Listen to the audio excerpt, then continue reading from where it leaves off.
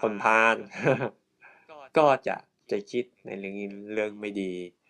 พูดในเรื่องไม่ดีและทำในเรื่องไม่ดีอีกทั้งขนขวายในสิ่งที่ไม่ดีด้วยสิ่งที่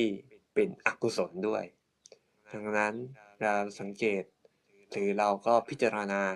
สามารถเปรียบเทียบกับตัวของเราเองอาจจะมีความพาลในใจบ้างก็ได้ที่เรา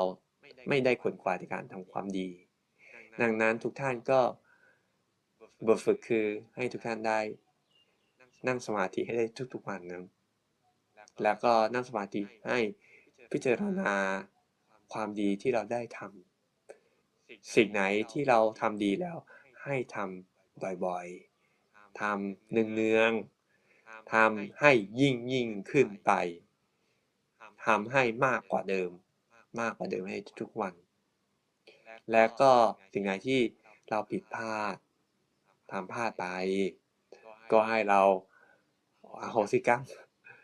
ให้อภัยหรือไม่ทำมันอีกลดละเลิกในสิ่งที่มันผิดนี่เขาเรียกว่า